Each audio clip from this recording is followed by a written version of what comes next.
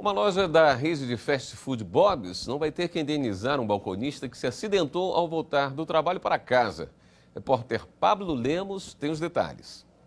O balconista ajuizou a ação trabalhista contra a FDC, uma franquia da rede Bob's, após alegar que o acidente que o deixou paraplégico ocorreu por causa de um dia exaustivo de trabalho e com 8 empregados a menos.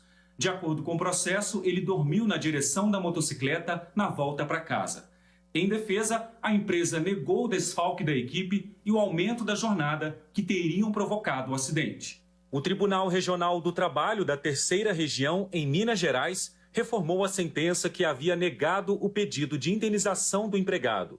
Segundo o TRT, depoimentos colhidos no processo comprovaram que a equipe estava desfalcada, o que teria gerado o esforço excessivo do profissional e levado ao acidente no percurso para casa. Por isso, condenou a franquia da rede ao pagamento de R$ 280 mil de indenização.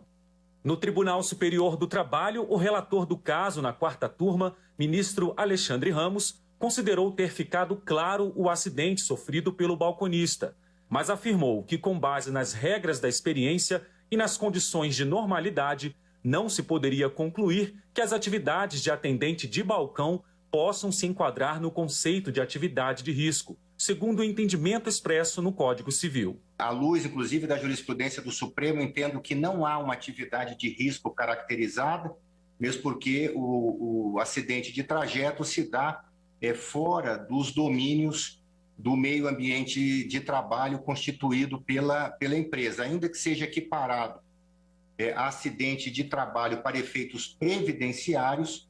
Isso não gera, na minha compreensão, direito de reparação dirigido ao empregador por absoluta ausência de comportamento antijurídico ou nexo de causa e efeito entre algum ato ilícito do empregador e o dano sofrido.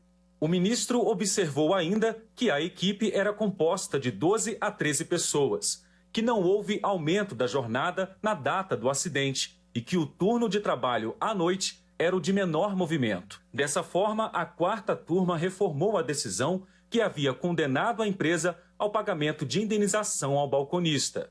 A decisão foi unânime. A 3ª turma do Tribunal Superior do Trabalho negou o recurso de um soldador considerado culpado pelo próprio acidente de trabalho. Mais detalhes do caso na reportagem.